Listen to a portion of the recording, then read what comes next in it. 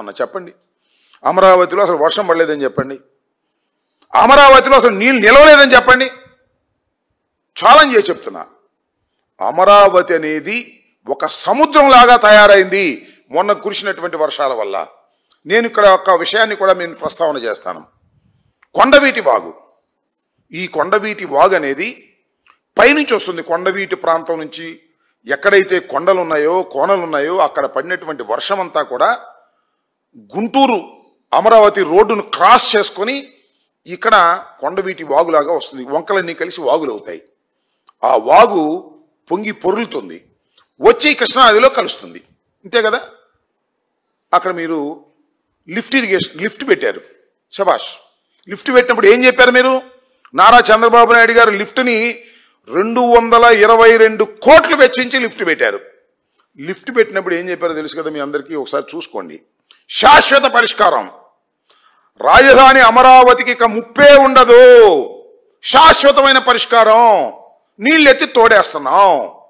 మరి ఇవాళ కూడా పనిచేస్తుందే.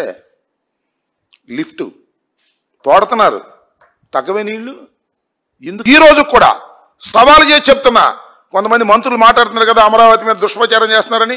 కమాన్ రండి చూపిస్తాం.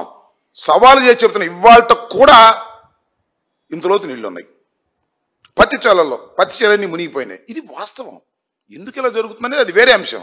మీరు కొండవీటి వాగు దగ్గర లిఫ్ట్ పెట్టి కృష్ణానదిలో తోడినప్పటికీ కూడా ఎందుకు ఈ భయంకరమైన పరిస్థితి ఏర్పడిందో ఒకసారి ఆలోచించుకోవాల్సినటువంటి బాధ్యత ఈ రాష్ట్ర ప్రభుత్వానికి, ఇరిగేషన్ డిపార్ట్మెంట్కి ఉంది. ఒకే చిన్న విషయం చెప్తా. పట్టెసీమ చూశారు కదా మీరు, చంద్రబాబు నాయుడు గారి హయాంలోనే పెట్టింది. పట్టెసీమ యొక్క ఉద్దేశం ఏంటి? గోదావరి నదిలో నీళ్లు తోడి కాలువల్లో వేసి అది తీసుకొచ్చి కృష్ణానదిలో కలపటం. అంతే కదా. ఇక్కడ లిఫ్ట్ పద్ధతి ఏంటి? ఇక్కడ కొండవీటి వాగుకు సంబంధించిన లిఫ్ట్ యొక్క నేచర్ ఏంటి అంటే వాగులో నీళ్లు తోడి కృష్ణానదిలో పోయటం. అంటే వాగు కృష్ణానది కన్నా పొలంలో ఉందనే అర్థం. దాని అర్థం పొలంలో ఉందనే కదా లిఫ్ట్తో పోస్తున్నారు. మీరు నదిలో నీళ్లు లిఫ్ట్లో పోసి పొలాలకు ఇస్తారు, కానీ పొలాల్లో ఉన్న నీరు తోడి లిఫ్టుల్లో కృష్ణానదిలో పెడుతున్నారంటే ఆ ప్రాంతం అంతా కూడా పల్లపు ప్రాంతం. నేను చెప్పాలి, ఇంకా మీరు చెబుతున్నారుగా. అమరావతిని మీరు నిర్ణయించారే, ఆ ప్రాంతం అంతా లోతట్టు ప్రాంతం, వర్షం వస్తే మునిగిపోయే ప్రాంతం. లిఫ్ట్ పెట్టినా కూడా, లిఫ్ట్ పనిచేస్తున్నా కూడా ఎందుకు అక్కడ నీరు తగ్గటం లేదు? ఇది ప్రశ్న. మరి వర్షాకాలంలో నీళ్ళు రాకపోతే ఏమొస్తాయి? జగన్మోహన్ రెడ్డి గారు రాజధాని కడదామని చాలా గట్టిగా ట్రై చేశాడండి పాపం. ఆయన అమరావతిలో వర్షాకాలంలో నీళ్ళు వస్తున్నాయని ఆడు గడ్డం మానేశాడు. సరే వైజాగ్లో కడదాం అనుకున్నాడు. వైజాగ్లో కడదామంటే వైజాగ్లో ఉదు తుఫాన్లు ఇలాంటి తుఫాన్లు వస్తున్నాయని తెలుసుకున్నాడు. అరే అక్కడ కూడా గడ్డానికి కుదరదని చెప్పి వైజాగ్లో కూడా గడ్డం మానేశాడు. పోనీ కర్నూలులోనే కడదాం అనుకున్నాడు.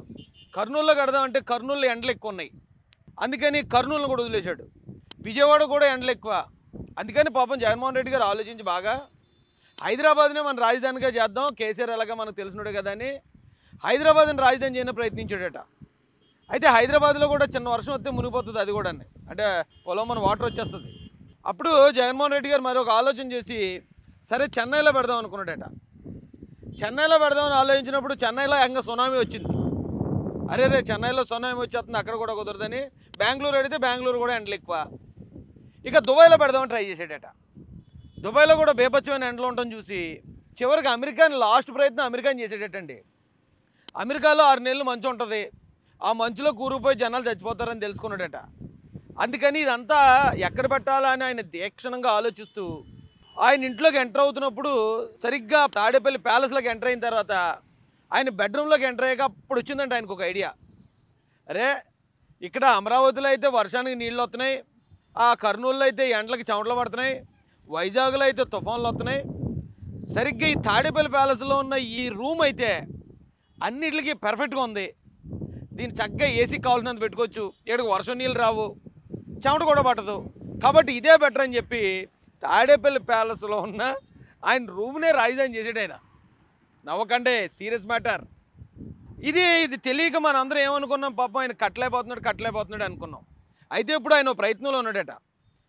వర్షం వచ్చినప్పుడు నీళ్ళు రాకూడదు, ఎండ వచ్చినప్పుడు చెమటలు పట్టకూడదు, తుఫాన్లు రాకూడదు, ఇవన్నీ జరగకూడదంటే భూమండలం మీద ఎక్కడ దొరకలేదట ఆయనకి. అందుకని చంద్రమండలానికి పంపిస్తున్నాడు రేపు సజ్జల రామకృష్ణారెడ్డిని, మరొక అవినాష్ రెడ్డిని. అక్కడ ఏదన్నా అలాంటి ప్రాంతం ఉంటే అక్కడ కడతాడు ఆయన. అయితే మరి ఇప్పుడు వైసీపీ వాళ్ళు అందరూ నీళ్ళు వచ్చాయి, అమరావతిలోకి నీళ్ళు వచ్చాయి అంటున్నారని మీకు డౌట్ రావచ్చు. మరి అలా ఎందుకు అంటున్నారు రాజేష్ అని. అయితే మీకు అర్థం కాని విషయం ఏంటంటే, ఈ రోజున వాళ్ళు అమరావతిలోకి నీళ్ళు వచ్చాయని చెప్పిన కేటీఆర్ గారి మీద ఎక్కడ లేని ప్రేమ గురిపించొద్దు. ఎవరో ఒక అనంతపురం ఎమ్మెల్యే గారు అంటే అది చంద్రబాబు నాయుడు గారి మీద నెట్టేసి, లోకేష్ గారి మీద నెట్టేసి వీళ్ళు ఇన్ని ప్రయత్నాలు ఎందుకు చేస్తున్నారో తెలుసండి. కేవలం పులివెందుల్లో చావు దెబ్బ తిన్నారు. పులివెందుల్లో బేభత్సంగా ఓడిపోవడం చూసి అది ఇప్పుడు రాష్ట్రంలో ప్రజలందరూ మాట్లాడుకుంటున్నారు. దాన్ని టాపిక్ డైవర్ట్ చేయాలంటే అమరావతిలోకి నీళ్ళు వచ్చే అందాం, లేదా ప్రిన్సిపల్ గారిని వీడియో కాల్ చేయమని తెలుగుదేశం పార్టీ ఎమ్మెల్యే గారు వేధించారని మొదలు పెడదాం, లేదా ఎన్టీఆర్ గారి మీద ప్రేమ ఉన్నట్టు నటిద్దాం. ఇప్పుడు ఇవన్నీ కూడా టాపిక్ డైవర్షన్ వ్యవహారాలే తప్ప నిజానికి జగన్మోహన్ రెడ్డి గారు అయితే చంద్రమండలంలో రాజధాని కట్టడానికి అయితే ఆయన ప్లాన్ చేస్తున్నాడండి. అయితే వైసీపీ వాళ్ళు అందరూ మీరు అర్థం చేసుకోవాల్సింది ఏంటంటే, ఇప్పుడు మీ పులివెందుల్లో మీరు ఓడిపోయిన ఓటమి ఏదైతే ఉందో అది టాపిక్ డైవర్ట్ చేస్తే డైవర్ట్ అయిపోయింది కాదురా బాబు, అదొక చరిత్ర. రేపు పొద్దున ఇక్కడ నుంచి ఏ సందర్భం వచ్చినా సరే ఎలా పులివెందుల్లో 600 ఓట్లు వచ్చాయి మీకని ప్రతి ఒక్కడో మూలన్న ముసలుడు కూడా తిడతాడు మిమ్మల్ని. కాబట్టి మీరు ఎట్టి పరిస్థితుల్లో దాని టాపిక్ డైవర్ట్ చేయలేరు. ఇంకో విషయం ఏంటంటే, వర్షం వచ్చినప్పుడు పొలాలు ఖచ్చితంగా మునుగుతాయి. పొలాలు ఎందుకు మునుగుతాయంటే పొలాలు అనేవి ఎప్పుడు కూడా డౌన్లో ఉంటాయి. కాబట్టి చిన్న వర్షానికే పొలాలు మునిగిపోతాయి. అక్కడ మనం ఏదైనా కట్టడం కట్టాలన్నప్పుడు దాన్ని ఫిల్లింగ్ చేస్తారు. ఫిల్లింగ్ చేసినప్పుడు అక్కడ వాటర్ రాదు, అక్కడ మునగదు.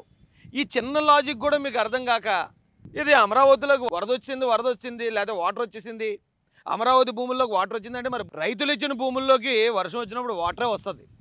దాన్ని డెవలప్ చేసినప్పుడు దాన్ని ఫిల్లింగ్ చేసి దానిలో కట్టడాలు వచ్చిన తర్వాత అప్పటి నుంచి అక్కడ వాటర్ ఉండటం అనేది తగ్గుతుంది. అయితే ఈ చిన్న విషయాన్ని కూడా మీరు పులివెందుల కోసం మీరు చాలా తాపత్రయపడుతున్నారు. పులివెందుల వాటమని జనాల మైండ్లో చెరిపేద్దామని. కానీ అది జరిగేది కాదురా బాబు, అది చరిత్ర. మీకు పొలాల్లో వాటర్ రావడానికి ఒకవేళ మనం ఏదైనా కట్టాలనుకున్నప్పుడు అక్కడ ఫిల్లింగ్ చేసినప్పుడు అక్కడ వాటర్ రాకుండా ఉండటానికి జస్ట్ చిన్న వేరియేషన్ కూడా చూపిస్తాను రండి. పాపం వైసీపీ మిత్రులకి తెలియకేం కాదనుకోండి, ప్రజలందరినీ మోసం చేయడానికి. ఇప్పుడు ఇక్కడ చూడండి, ఇది రైతు చేను. ఇది చేను ఎప్పుడు పల్లంలో ఉంటుంది కాబట్టి వర్షం వచ్చినప్పుడు వాటర్ వస్తుంది. అదే మనం అమరావతిలో కట్టడాలు కట్టాలి, నిర్మాణాలు నిర్మించాలన్నప్పుడు ఇప్పుడు చంద్రబాబు నాయుడు గారు ఏం చేస్తారు, ఇది ఇలా ఫిల్ చేస్తారు. ఒకసారి అది ఫిల్ చేసింది చూపించండి. అలా మట్టితో ఫిల్లింగ్ జరిగినప్పుడు అది హైట్ అవుతుంది. హైట్ అయినప్పుడు ఆటోమేటిక్గా అక్కడికి వాటర్ రావడం ఆగుతుంది. ఇప్పుడు అక్కడ ఇంకా జగన్మోహన్ రెడ్డి 5 సంవత్సరాల పాటు అమరావతిని డెవలప్ చేయలేదు కదా, కనీసం ఇప్పుడు మట్టి కూడా వేయలేదు సరికదా. అక్కడ ఉన్న రోడ్లు తవ్వుకుని ఆ మట్టి కూడా ఎత్తుకుపోయాడు.